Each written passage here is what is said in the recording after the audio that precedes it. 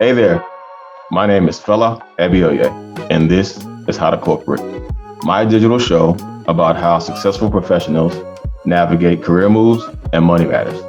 Today's topic, how to build your brand with my guest, Dr. Delonia Cooley. So, really excited about this topic today, build your brand, something that we all definitely need to know, but got the expert highly recommended on today's show. Was told she's a guru when it comes to marketing. She's got a doctorate to back that up, to say the least. She's a professor, university level, doctorate, small business owner. I mean, plenty of titles. She can definitely say way more than I can. First of all, Dr. Cooley, thank you so much for agreeing to be here, and really excited to have you. Well, thank you for allowing me to be here. And yes, I do wear many hats. I'm not going to say and take that title of guru just yet, because I'm still trying to learn my own small little tricks of the trade. But yes, all those things previously. I am a professor. I am a marketing professor, tenured full marketing professor at Texas Southern University. I am the one thing you left out that I will throw a small little plug, is I am the advisor of the American Marketing Association at Texas Southern University. Let me correct that title. I'm the advisor of the award-winning American Marketing Association at Texas Southern University. We are a very small but mighty chapter, and I'll talk about that as I talk a little bit about branding and the things that I did to help build that brand at Texas Southern University, because whether Texas Southern University or not want to give me my royalties, I help them through using those types of little tricks and trades that we're going to talk about today. But I also like to just put that out there because that's something that I work really hard for, to help them be known for. Yeah, no, for sure. Definitely all credit for the work that you put towards that. I've been able to participate myself in the past in some of that work. And, some of those students are really awesome. And I just see the development that you've been able to do with them over the last several years. So TSU, if you're listening, take care, Dr. Cooley. Royalty check. That's what he said. Yeah. Royalty. Yes, big facts, for sure. So no, thank you so much for that intro and giving us a little bit about your background. So, just going to jump right into the marketing space. I mean, you got I think you got a master's in marketing, you got a doctorate in marketing. I mean, you're the advisor for the marketing team with Texas Southern University. I mean, what's the love of marketing? Like, why do you love it so much? It's a very long, but I'm going to make it a very short, sweet story. It started with when I was in undergraduate degree. I thought I was going to rule the world. I really did. I thought I was going to rule the world through healthcare. I wanted to own and operate a hospital. So you remember the movie John Q, right? The lady that denied the procedure. Mm-hmm. That was me. That was who I wanted to be. That was my dream. That was my whole passion, was helping people and helping people become better versions of themselves. That's what you can do in healthcare. So that was my small little dream from my small little country town I grew up in. That's what I wanted until I saw that movie. When I saw that movie, it changed my entire perspective on, I don't think I could ever be the person to tell someone no on something that could change their life and the outcome of their life. I still kind of pursued it and played with it. So long story short, I pursued undergraduate in healthcare. I wasn't fulfilled. When I got into my master's program, I did a master's in healthcare administration because I said, okay, I can still do this and still do, I was going to do with Anderson consulting. I wanted to do consulting, still help people change their life. They told me no because I didn't have enough business background. So I said, okay, cool. Go give me a business degree. I went and got my master's in business, and my emphasis was in marketing because in my mind, in most people's minds, probably today when you mention marketing to them, it's TV, lights, camera, action kind of thing. And I said, okay, great. I can put the two together and I could make people and help people and make changes in their life. I had this one advisor who came to me and he said, man, you're really passionate about this healthcare thing. He said, but you do realize, and this was many years ago, I'm not going to tell my age, although it was many years ago. And he said, you do realize your passion for change can be rooted in marketing. And so we had this long conversation and I was like, he told me I should get a PhD. I don't want to be in school that much longer. If I wanted to do that, I'd have went to medical school to make the big bucks, right? Well, lo and behold, got that business degree.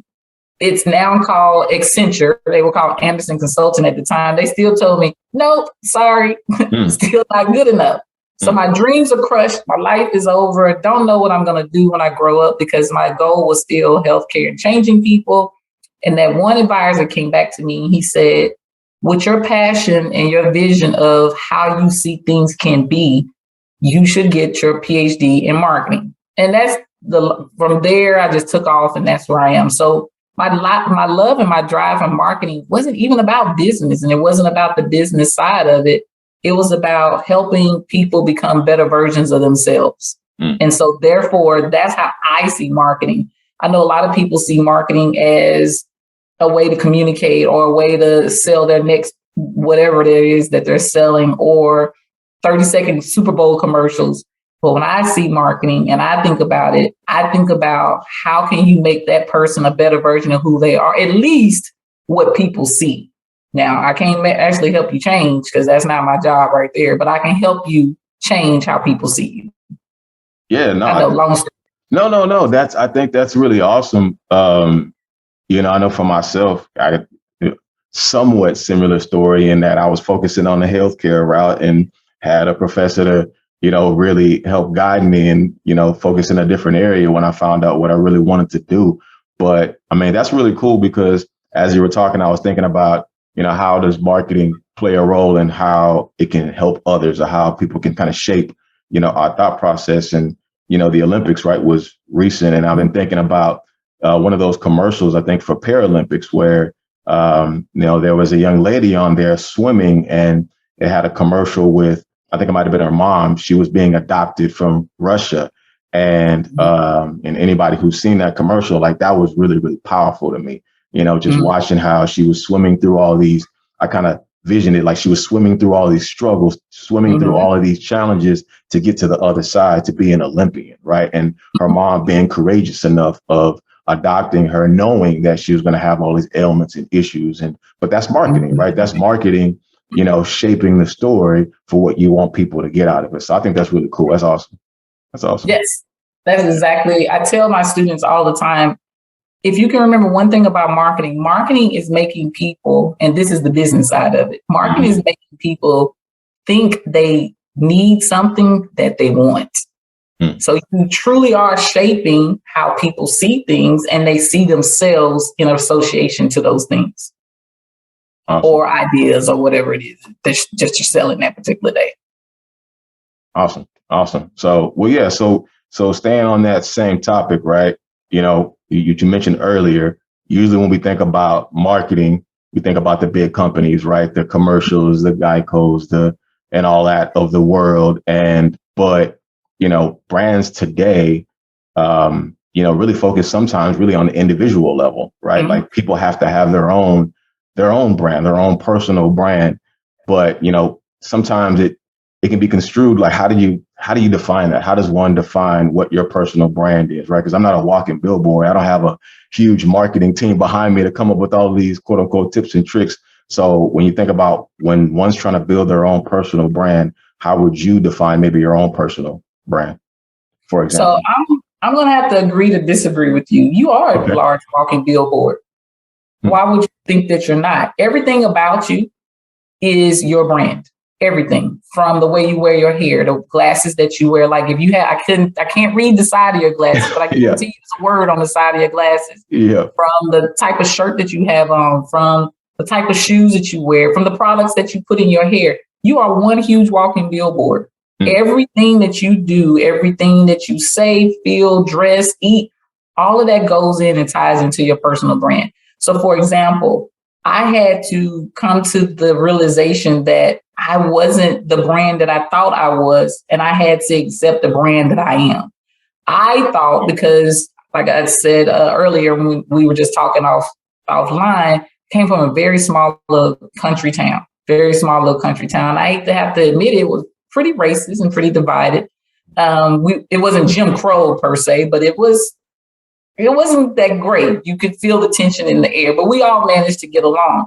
So for me, I saw myself as less than, and that I wasn't going to ever be more successful than what that little area determined that I was going to be.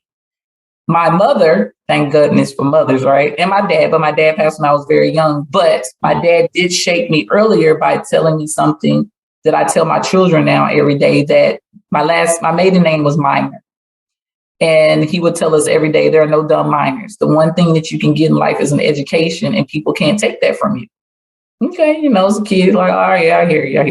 Mm-hmm. So when I graduated from high school, my mom was determined that I was going to see myself the way she saw me and the way I should see me. And that was possibilities, endless possibilities, if you just put your mind to it and try.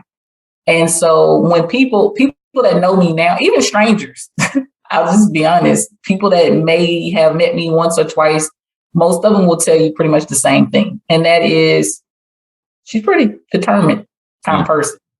And that's just been something that's been in me since forever.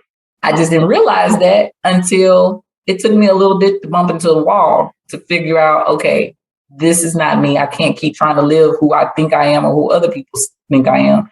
I had to really, truly ask myself, who am I and what makes up Delonia? And I challenge people when they ask me for my help, how do you see yourself? Because no matter how you want other people to see you, if you can't see yourself first, then you're going to always conform to what other people think, and you're never going to be successful, ever. It's always about who you are. So for me, I don't change. You can ask my students, they'll tell you I'm very organized, I'm very determined, I'm very, not necessarily strict per se, but I have a very fine line of left and right of what are my expectations, but I'm also very caring. They know I will go to the end of the world to get anything accomplished. And so most people that have met me will tell you the same thing. So when you talk about personal branding, people think it's supposed to be, like Beyonce and hair and the music and all. No, that's fluff. That's extra stuff. That's all the shiny stuff that makes it all come together. Personal branding is about who you really are and what's consistent about who you really are. Because those are the things that are going to shine through in every situation. Because, they always tell you, you meet the person's representative that first time, right? Mm-hmm. But eventually you end up actually meeting that person. Well, I don't believe in that representative. I believe in meeting a person for who they are and what they actually represent. Then therefore you can build a brand off of that. So if I were to build a brand off of myself, which I have with my business and the consulting and stuff I do on the side, they know that there's one thing, results. I am results driven and I am results oriented. If you want results, you talk to Dr. Cooley, talk to Delonia, because she is determined. That's where that determination thing comes in to make sure it happens. So we often wonder, well, how does personal branding help us when I'm trying to get a job? That doesn't help me. Well, yeah, it actually does help you. I mean, who doesn't want to hire somebody that's not results oriented or that's not determined to make sure that their company is successful? Let's just figure out a way to put that determination and results oriented into fancier words. That's what bells and whistles come from, and put it on paper so they can see that for you. And that comes from, what have you done? What have you accomplished? What have you helped other people accomplish? And what are other people saying about you? Now, let's be careful about that part, because people are going to say different variations of different things, right? I'm sure that you can probably attest to this, that you've gone somewhere. Sure. I got the funniest story. The first day of class, I never walk in and announce who I am. I always try to get to class before the majority of the students, and I just sit there in the front with my little backpack, and I just sit there. I don't say anything. I wait for the students to walk in, and they sit and they start talking. Well, pre-COVID, they sit and start talking. They sit, they start talking, and you just hear them. Have you seen the professor yet? And so I always insert myself in the situation. No, I haven't seen him yet. What have you heard about the professor? And I hear everything from, she's the best thing since sliced bread, to this is crazy. I don't know. We're going to be in here. Just make sure you don't say nothing. And so I wait. They're sitting there, and you can tell they're starting to get anxious. And then I'll get up, and then someone will say, "What are you doing? Why are you standing up there?" And then I introduce myself, and the look on their face is like, it's always priceless. Mm-hmm. But there's a few in there that know, now that I've been there long enough, it's a few of them in there that know who I am. And so they'll say, hey, Dr. Cooley, and they ruin the whole thing for me. But, But the thing is the one thing that I've always consistently heard from the students that don't know me is that you have very high expectations and you are results oriented. You expect to see your students come out with, do hard work. And if they do that, then they'll be successful. It's the same thing. For the past 17 years, it's been the same thing. No, but I think that's awesome, because for multiple reasons, right? When you kind of touched on it is at one point you recognize that what you thought of yourself versus maybe what other people thought of you didn't always align. And I think sometimes that is where we sometimes miss the mark, right? Is what we're trying to project, right? That personal brand piece of it versus what are people taking on, but you're getting that consistent, feedback, really, right? Because how else would you really know what your brand is if you don't really get feedback from time to time, whether it be your students or whether it be, the people you do business with or consult with or et cetera, right? And so, and I guess maybe I want to, from your perspective, how important is the self-awareness part of that, right? So, I mean, I think you kind of talked about it a little bit, but maybe just from the perspective of someone listening, how much do you think self-awareness plays into the personal branding of it? I think it's very important. I think it's the most important component because if you don't know what your brand is, how are you going to communicate it to somebody else? So you have to know which ties into when I said I was going to talk about the AMA chapter. So when I first got to TSU, young, bright-eyed, bushy-tailed, new professor, they normally just dump stuff on you like, ooh, child, here you go. You're new, you're going to do it. It happens to everybody in new jobs, right? You get all the that most people don't want to. So when I got to be the advisor of the organization, they had no idea of who they wanted to be as a chapter.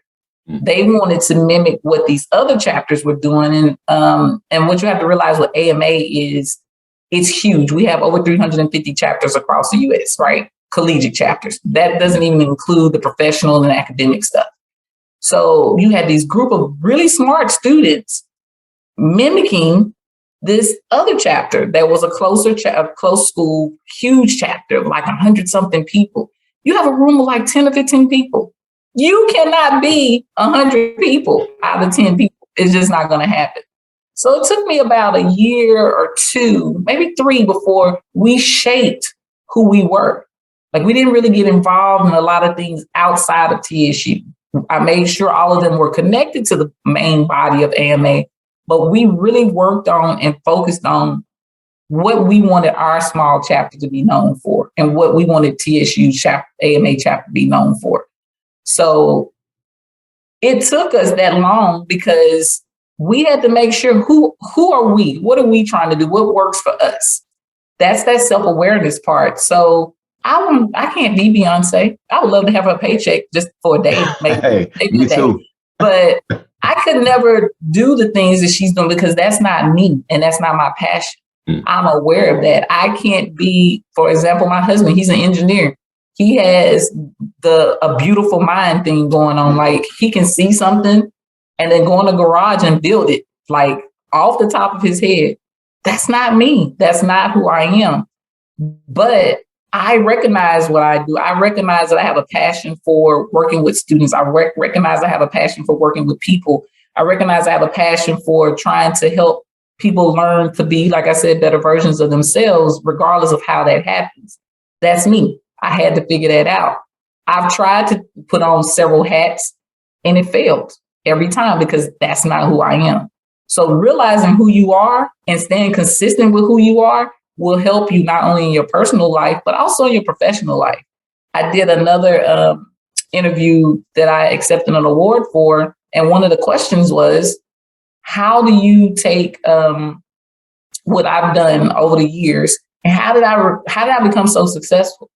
And my answer was simple. Being me and working hard. People will not ever come to TSU and say, oh, we need to talk to one of the marketing professors. We heard about you. You might have a couple. If they come looking for someone and they wanted someone, they're going to always say, hey, we heard about Dr. Cooley. we want to talk to her unless they just want something general because she's done X, Y, and Z.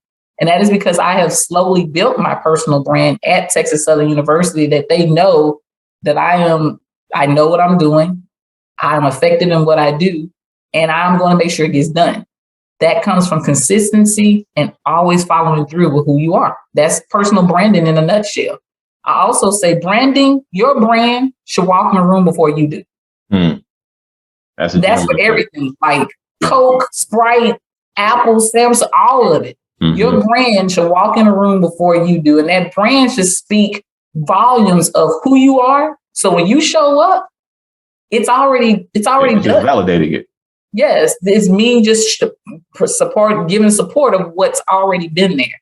Yeah, that is a good brand. Now you have brands where you kind of heard of this, you kind of heard of that, but very exceptional brands that are long lasting. Coke, let's just go with Coke. Yeah, no, for sure. Maybe that's Coke. He needs a sponsor. Thank you. So Coke, Harley, how often do you see Coke advertised on TV? This is a common question I ask my students all the time. I feel like rarely. I feel like unless it's like a big Super Bowl, something like that, like never. You're correct. You want to know why? Because Coke has said, we know who we are. We've proven to everyone who we are. We don't have to tell y'all anymore. You walk in the store, people say, I want a soda. Or they say I want a Coke, which means I just want a soda, not a little Coke. Thank you. I was just about to say that. If you know what part of the country you're in, they might say, I want a Coke. It doesn't mean they want an actual Coca-Cola. But they have equated that to, it means a carbonated beverage. So Coke has done an exceptional job by having their brand sent into the room before the product actually shows up, and people understanding what it is. And it's consistent. It's true. So I probably shouldn't say this out loud, but one of my favorite clips to show for the branding section of my class when I talk about it is from American Gangster. Okay, I know, I probably shouldn't be showing, but they're college students. They're all over at least 20, right? So it's that clip in the movie where Frank is talking to Nikki Barnes, and he's talking about blue magic.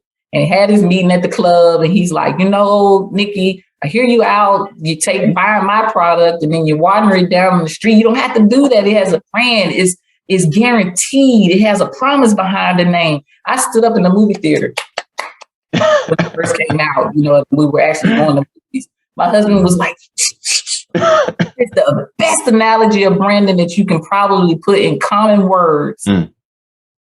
Because that's what a brand is. And whether you're talking about a brand for a company or you're talking about your own personal brand, that's what branding is. It's a promise. It's a guarantee that if and when it or that person shows up, this is what you're going to get. Now, it can be good and it can be bad, but hopefully you're working on the good side of it. But that's what branding is about. And that's why I love it so much, because you get to help create this image, if you will, of this whole persona of world. Now you have to be consistent again. It can't be fake, but you get to create this, and this is what you get. And that's branding in a nutshell. Yeah, no, that's, man, you dropped a lot of gems, a lot of gems. And just as I'm thinking about it, I mean, there's so many different keys there, right? Because, your brand should walk in a room before you do, right? So really you're just showing up to validate that, right? But how do you do that? Being consistent, credibility, authenticity, right? Like that's all those are elements, and not, because I think especially in today's world, especially with social media out there, we get so much information thrown at us, and people start to kind of try to shape themselves around others or around other brands and things of that nature. And so, you start to lose that ability to be authentic, to be yourself, right? Because stay true to yourself, but also keeping consistent, being, that all of that is a part of your brand, whether good or bad. If you're somebody that doesn't work well with other people, and you're known for being a negative Nelly or whatever you want to call it, that's a part of your brand. That's a part of your brand. You complain all the time, and you always got something to say about something. Hey, guess what? That's a part of your brand too. So I think it goes both ways, and that's something that we always have to remember. It's like what are people saying about you before you walk in a room? I think that's a powerful gem there. And that kind of gets me to my next question is there a difference between professional branding and personal branding? I kind of feel like in today's world, it kind of all merges together. I know we wear different hats when we're at work versus when we're at home or when we're doing our own thing, our own business. But do you see a difference between the two, or is it all kind of just the same? I say no. I know I'm going to have some people that disagree with me, but your brand is in you. So regardless if I am at the PTA meeting with my kids' school or I'm at the JSJ faculty meeting on campus, I'm still me. I'm still Delonia. I'm Delonia in one place, Dr. Cooley in the other, but I'm still the one and the same. So I guess the way you can look at this two ways. If you're talking about professional in the sense of should I act differently in a professional setting versus a personal setting? Well, it kind of depends on what you mean. If you ask my friends, they'll tell you I'm the same me because I'm going to be goofy and funny no matter where I am. And that's just because that's who I am. I have certain instances where I know certain situations call for certain things, but that doesn't change my brand. It doesn't change how consistent I am. It doesn't change how determined I am. It doesn't change how results driven I am. So for me, it's not different because it's still you. You're it. So I'm gonna give you a good example. I like to use. It's Britney Spears. Yay, Britney Spears is almost free, right? Yeah. So Britney Spears started out with this cute bubblegum little image, and not just Britney Spears. This happens to a lot of young singers as they progress into being adults, right? So I like Britney Spears' story. She had this little bubblegum image, and then she had to grow up be a little more mature, a little more risque. Then life happened.